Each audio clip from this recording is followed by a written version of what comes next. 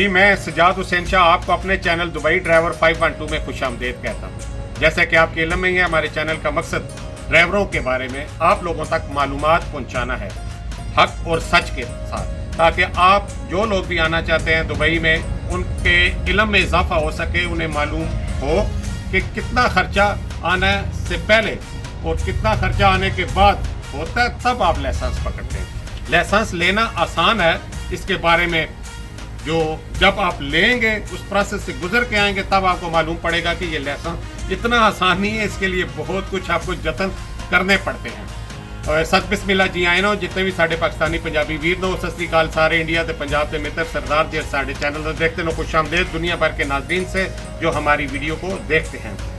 Video का आगाज़ करते हैं अल्लाह पाक के बाबरकत नाम से जिसने तमाम इंसानों को खूबसूरत शक्ल शुबात दी। तारीफ और दुरूद पाक आप सल्लल्लाहु अलैहि वसल्लम की ज़ात अक़दस पर लाखों करोड़ों दुरूद और सलाम।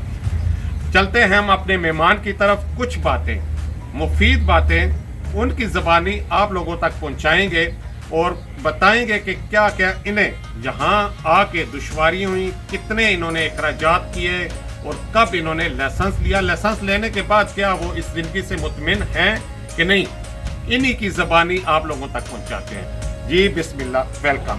पंजाबी के उर्दू साढ़े नाल बोलो। पंजाबी जनाब, पंजाबी जी ठीक हो गया। अच्छा सारे नाल पहला तो खुशामदीद साडे इस चैनल ते दुबई ड्राइवर 512 चैनल है, तुहाडा अपना ही चैनल है। अच्छा थोड़ा जिहा अपना नाम ते सारा इलाका दस दे। अस्सलाम वालेकुम, मेरा नाम है मोहम्मद असगर जट नारोवाल।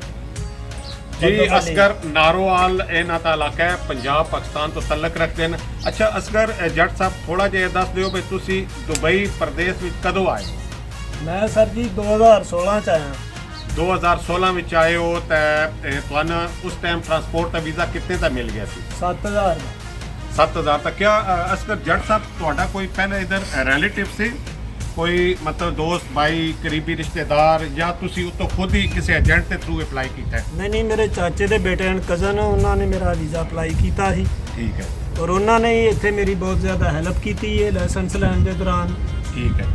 अच्छा जट साहब एक और गल दस दिओ भी अगर कोई रिलेटिव ना होवे तो फिर मुश्किल ज़्यादा हो सकती है? फिर सर जी थोड़ी मुश्किल ज़्यादा हो सकती है। वो अगर इत्थे नहीं है फिर ਤੁਹਾਨੂੰ ਉਹ ਪਾਕਿਸਤਾਨ ਤੋਂ ਇੰਡੀਆ ਤੋਂ ਹੀ ਉਹ ਸਾਰਾ ਕੁਝ ਪੈਸੇ ਲਾ ਕੇ ਆਉਣੇ ਪੈਣਗੇ, ਸਾਰਾ ਕੁਝ ਕਰਨਾ ਪਏਗਾ। ਅਗਰ ਤੁਸੀਂ ਰੂਮ ਰੈਂਟ ਦੇਣਾ, ਖਾਣੇ ਦੇ ਪੈਸੇ ਦੇਣੇ ਨੇ, ਲਾਇਸੈਂਸ ਲਈ ਪੇ ਕਰਨੇ ਨੇ, ਬਹੁਤ ਸਾਰੇ ਤੁਸੀਂ ਬਹੁਤ ਮੁਸ਼ਕਲ ਹੋਏਗੀ। ਇੰਨੇ ਪੈਸੇ ਤੁਸੀਂ ਅਗਰ ਨਹੀਂ ਦੇ ਸਕਦੇ ਤੇ ਉਸ ਟਾਈਮ ਤੇ ਤੁਹਾਡੇ ਵਾਸਤੇ ਮੁਸ਼ਕਲ ਹੋਏਗੀ। अच्छा असगर जट साहब एक और गल दस दिओ भी तुसी लाइसेंस ਤਾਂ ਤੁਹਾਡਾ ਕਿੰਨਾ ਖਰਚਾ ਹੋ ਗਿਆ ਸੀ ਔਰ ਕਿਹੜੇ ਸਕੂਲ ਵਿੱਚੋਂ ਤੁਸੀਂ? ਮੇਰਾ ਸਰ ਜੀ 10 ਤੋਂ 11000 ਖਰਚਾ ਹੋ ਗਿਆ ਸੀ। ਔਰ ਮੈਂ ਜਿਹੜਾ ਨਾ ਐਮਰਸ ਡਰਾਈਵਿੰਗ ਸਕੂਲ ਦੇ ਵਿੱਚ ਜਿਹੜਾ ਨਾ ਐਮਰਸ ਲਾਇਸੈਂਸ ਲਿਆ। ਕਿੰਨੇ ਟਰਾਈ ਤੁਸੀਂ ਲਾਇਸੈਂਸ ਲਿਆ? ਮੈਂ ਤੀਸਰੀ ਟਰਾਈ ਚ ਲਾਇਸੈਂਸ ਲਿਆ। अच्छा क्या पाकिस्तान में तुसी पहले कोई गड्डी चलाई भी सी कि पहली दफा इतना एक्सपीरियंस है? सिर्फ ट्रैक्टर चलाया ही पाकिस्तान में। हाँ जी। मतलब कोई गड्डी ਤੁਹਾਡਾ ਜ਼ਮੀਨ ਵਾਸਤੇ ਜਿਹੜਾ ਹਲ ਚਲਾਉਣ ਲਈ ਜਾਂ ਬਸ ਉਹੀ ਟਰੈਕਟਰ ਚਲਾਇਆ। ठीक है, मतलब कोई पहले तजर्बा नहीं सी बड़ी गड्डी का, ਇੱਥੇ ਹੀ ਆ ਕੇ ਸਿੱਖਿਆ। हाँ जी। अच्छा एक और चीज़ दसो भई जिस टाइम तुसी लाइसेंस ਲੈ ਲਿਆ ਉਹਦੇ ਬਾਅਦ ਫਿਰ ਤੁਸੀਂ ਟਰਾਲਾ ਤੁਹਾਨੂੰ ਦੇ ਦਿੱਤਾ ਗਿਆ ਕਿ ਤੁਸੀਂ ਫਿਰ ਕੋਈ ਪ੍ਰੈਕਟਿਸ ਕੀਤੀ ਟਰਾਲੇ ਤੱਕ, ਕਿਉਂਕਿ ਤੁਹਾਡੀ ਟਰਾਈ ਹੋਈ ਸੀ 6 ਵੀਲ ਤੇ ਔਰ ਤੁਸੀਂ ਚਲਾ ਰਹੇ ਹੋ ਟਰਾਲਾ, ਇਹ ਥੋੜਾ ਜਿਹਾ ਡਿਫਰੈਂਸ ਤਾਂ ਹੈ। ਕਿਆ ਇਹਦੇ ਵਾਸਤੇ ਵੀ ਤੁਸੀਂ ਕੋਈ ਟ੍ਰੇਨਿੰਗ ਕੀਤੀ ਹੈ? ਫਿਰ ਬਿਲਕੁਲ ਉਹ ਤਾਂ ਕਰਨੀ ਪਏਗੀ, ਲਾਜ਼ਮ ਟ੍ਰੇਨਿੰਗ ਕਰਨੀ ਪਏਗੀ। ਉਹ 1 ਮਹੀਨਾ ਕਰਨੀ ਪਏਗੀ, 10 ਦਿਨ ਕਰਨੀ ਪਏਗੀ। ਉਹ ਤੁਹਾਡੇ ਤੇ ਯਾਨੀ ਕਿ ਉਹ ਜਿਹੜਾ ਬੰਦਾ ਟ੍ਰੇਨਿੰਗ ਕਰ ਰਿਹਾ ਉਹਦੇ ਤੇ ਡਿਪੈਂਡ ਹੈ। ਠੀਕ ਹੈ ਕਿ ਉਹ ਜਿੰਨੀ ਜਲਦੀ ਕਾਨੂੰਨ ਫਾਲੋ ਕਰ ਰਹੇਗਾ।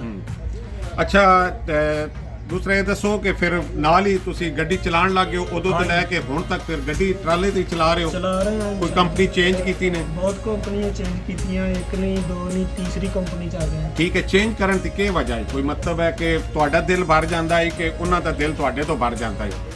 ਨਹੀਂ ਸਰ ਜੀ ਪਹਿਲਾਂ ਤਾਂ ਚੇਂਜ ਕੀਤੀ ਕਿ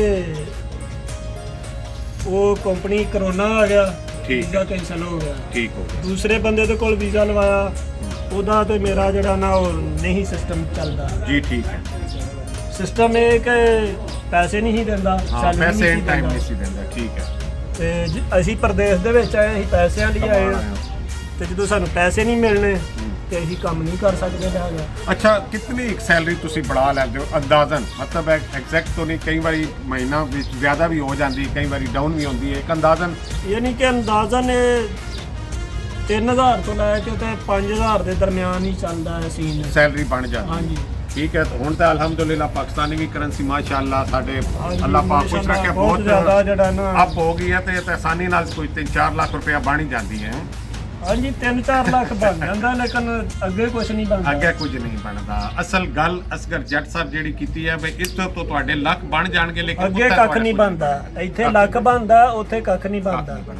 ਅੱਛਾ, ਇੱਕ ਹੋਰ ਚੀਜ਼ ਦੱਸੋ ਵੀ ਦੁਬਈ ਦਾ ਪਾਣੀ ਵਿੱਚ ਇਤਨੀ ਵਫਾ ਨਹੀਂ ਹੈ। ਇਹ ਮਤਲਬ ਹੈ ਕਿ ਸਮੁੰਦਰ ਦੇ ਪਾਣੀ ਨਾਲ ਫਿਲਟਰ ਕਰਕੇ ਪਿਲਾਇਆ ਜਾਂਦਾ ਹੈ, ਤੇ ਇਹ ਤੁਹਾਡਾ ਤਜਰਬੇ ਵਿੱਚੋਂ ਵਾਕਈ ਗੁਜ਼ਰੇ ਹੋ ਕਿ ਵਫਾ ਦੀ ਕਮੀ ਹੈ ਇੱਥੇ? ਤੁਹਾਨੂੰ ਹਰ ਚੀਜ਼ ਜਿਹੜੀ ਹੈ ਨਾ ਬਗੈਰ ਮਤਲਬ ਤੋਂ ਕੋਈ ਨਹੀਂ ਮਿਲਦੀ। ਬੇਸ਼ੱਕ ਇਹਦੇ 'ਚ ਕੋਈ ਸ਼ੱਕ ਨਹੀਂ। ਅੱਛਾ, ਤਾਂ ਕਾਨੂੰਨ ਨੂੰ ਕਿਸ ਤਰੀਕੇ ਨਾਲ ਤੱਕਦੇ ਹੋ ਦੁਬਈ ਤੇ ਕਾਨੂੰਨ ਨੂੰ? ਕਹਿੰਦਾ ਜ਼ਬਰਦਸਤੀ ਮਤਲਬ ਹੈ ਕਿ ਡਰਾਈਵਿੰਗ ਜ਼ਾਹਿਰ ਹੈ ਤੁਸੀਂ ਕਰ ਰਹੇ ਹੋ, ਰੋਡ ਤੇ ਜਾ ਰਹੇ ਹੋ, ਕਾਨੂੰਨ ਦੇ ਬਾਰੇ ਦੱਸੋ। ਤੁਹਾਡਾ 6-7 ਸਾਲ 8 ਸਾਲ ਦਾ ਤਜਰਬਾ ਕੀ ਕਹਿੰਦਾ ਹੈ? ਕਾਨੂੰਨ ਉਹਨਾਂ ਦਾ ਬਿਲਕੁਲ ਇਹਨਾਂ ਦਾ ਸਹੀ ਹੈ, ਬੈਸਟ ਹੈ। ਲੇਕਿਨ ਜਿਹੜਾ ਵੀ ਬੰਦਾ ਜਿੱਥੇ ਰਹਿੰਦਾ, ਜਿਹੜੇ ਮਾਹੌਲ ਦੇ ਵਿੱਚ ਰਹਿੰਦਾ, ਉਸ ਮਾਹੌਲ ਨੂੰ ਅਪਣਾ ਜਾਂਦਾ। ਉਹਨੂੰ ਥੋੜਾ ਟਾਈਮ ਲੱਗਦਾ ਹੈ, ਲੇਕਿਨ ਉਹ ਫਿਰ ਉਸ ਚੀਜ਼ ਨੂੰ ਫਾਲੋ ਕਰਨਾ ਸ਼ੁਰੂ ਕਰ ਦਿੰਦਾ ਕਿ ਸਾਰੇ ਹੀ ਜਿਹੜਾ ਨਾ ਤੁਸੀਂ ਇੱਕ ਟਰੈਕ ਦੇ ਵਿੱਚ ਜਾਣਦੇ ਹੋ, ਮੈਂ ਦੇਖਾਂਗਾ ਕਿ ਸਾਰੀਆਂ ਗੱਡੀਆਂ ਇੱਕ ਟਰੈਕ ਤੇ ਜਾਂਦੀਆਂ, ਮੈਂ ਕਿਉਂ ਦੂਸਰੇ 'ਚ ਜਾਵਾਂ। ਠੀਕ ਹੈ।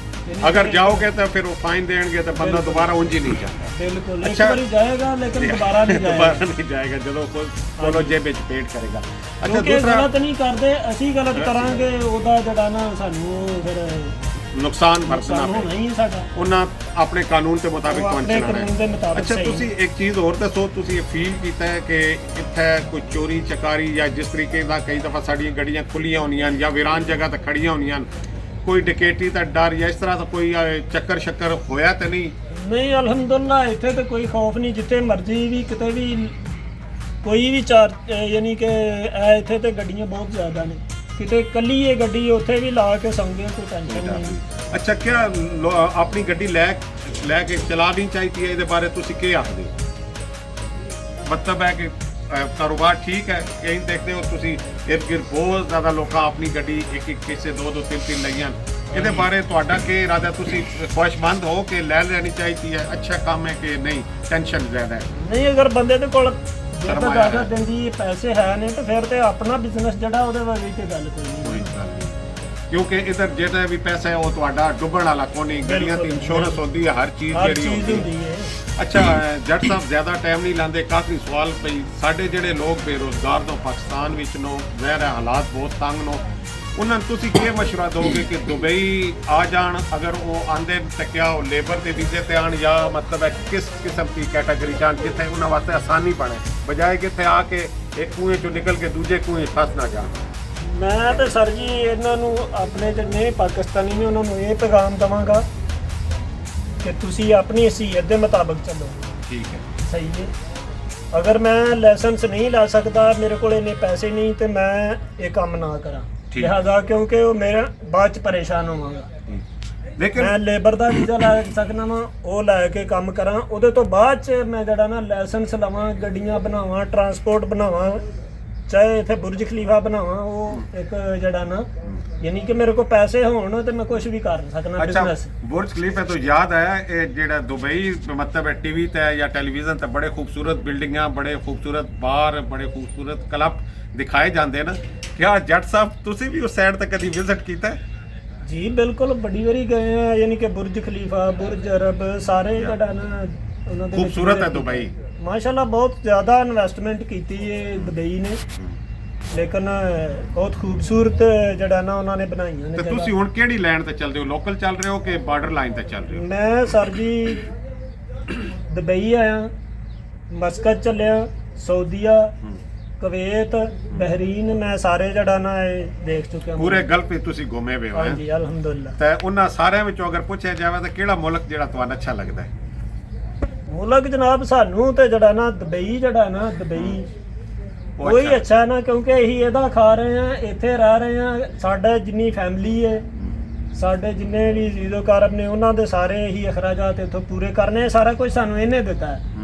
ਤੇ ਸਾਨੂੰ ਤੇ ਇਹੀ ਚੰਗਾ ਲੱਗੇ I love you Dubai I love you Dubai Dubai.